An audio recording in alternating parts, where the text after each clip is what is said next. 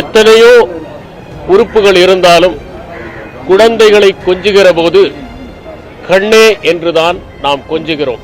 காரணம் என்னவென்றால், கைக்கு அடிபட்டால் கால் அதை பற்றி பொருட்படுத்துவதில்லை, முதுகுக்கு அடிபட்டால் நெஞ்சு அதை பற்றி கவலைப்படுவதில்லை. ஆனால் உடலில் எந்த உறுப்பு அடிபட்டாலும் அதற்காக வருந்தி அழுவது கண்கள் மட்டுமே என்கிற காரணத்தால் இப்படி சமூகத்தில் எங்கே அடக்குமுறை நடந்தாலும், யார் பாதிக்கப்பட்டவர்களாக இருந்தாலும், தான் பிறந்த வகுப்பை சார்ந்தவர்களே கொடுமைப்படுத்தினாலும் அவர்களுக்கு எதிராக ஆதரவாக பேசுகின்ற ஒரு மனிதராக இருந்ததால்தான் அவர் நல்ல கண்ணு என்று அறியப்படுகிறார் என்று நான் கூறுவது உண்டு. பெரியவர் நல்ல கண்ணு அவர்கள் தமிழ் சமுதாயத்திற்காக தொடர்ந்து பாடுபட்டவர். விடுதலை போராட்ட இயக்கத்தில் பங்கெடுத்தவர். எளிய மக்களுக்கு உணவை விநியோகித்த பெருமை சிறுவயதிலேயே கொண்டவர்.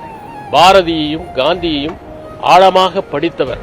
மார்க்சிய நூல்களை அவர் படித்து அவற்றை உள்வாங்கிக் கொண்டு பொதுவுடைமைவாதியாக ஆகி மிகப்பெரிய போராட்டங்களிலெல்லாம் கலந்து கொண்டு அவருடைய மீசையில் இருக்கின்ற முடிகளை எல்லாம் சிகரெட்டால் சுட்டு பொசுக்கிய போதும் வைராகியமாக நின்றவர்.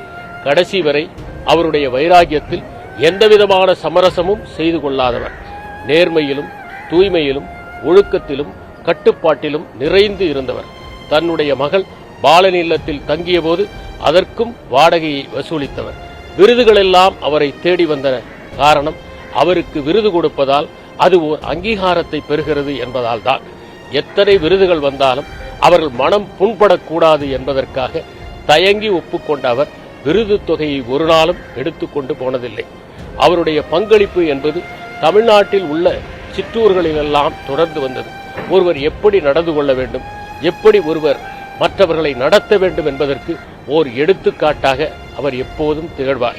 வெளிநாட்டுக்கு செல்வதற்கு ஒரு பையை வாங்கி வர சொன்னபோது அது விலையுறைந்த பை என்பதால் அதை நிராகரித்தவர். அப்படிப்பட்ட ஒரு மாபெரும் மனிதர் இன்று இருக்கிற இளைஞர்கள் அரசியலிலே ஈடுபடுகிற போது எத்தகைய விழிப்புணர்வோடு இருக்க வேண்டும், அறிவியல் மனப்பான்மையோடு இருக்க வேண்டும், எளிமையாக இருக்க வேண்டும், நேர்மையாக இருக்க வேண்டும், தூய்மையாக இருக்க வேண்டும் என்பதற்கெல்லாம் எடுத்துக்காட்டாக திகழ்கிறார். இப்படிப்பட்ட ஒரு மனிதர் இன்று நம்மிடமிருந்து மறைந்தது நாம் எடுத்துக்காட்டு சொல்வதற்கு கூட கண்ணெதிரிலே பார்க்கக்கூடிய ஒரு மனிதர் இல்லையே என்கின்ற ஏக்கத்தையும் வருத்தத்தையும் ஏற்படுத்துகிறது. அவரை இழந்து வாடுகின்ற அந்த இயக்கத்தை சார்ந்தவர்களுக்கும் அவருடைய குடும்பத்தை சார்ந்தவர்களுக்கும் நாம் நம்முடைய ஆழ்ந்த இரங்கல்களை தெரிவித்துக் கொள்கின்றோம். அவர் மறைந்தாலும் அவருடைய கருத்துகளும் அவருடைய ஆளுமையும் தமிழ்நாட்டில் தொடர்ந்து எல்லா இடங்களிலும் ஒலித்துக் கொண்டே இருக்கும். இயக்கமே குடும்பம் என்று வாழ்ந்த ஒரு மனிதர் இன்று நம்மிடம் இல்லை என்பது எவ்வளவு ஆறுதல் சொன்னாலும் வருத்தத்திற்குரியதே என்பதை தெரிவித்துக் கொள்கிறேன்.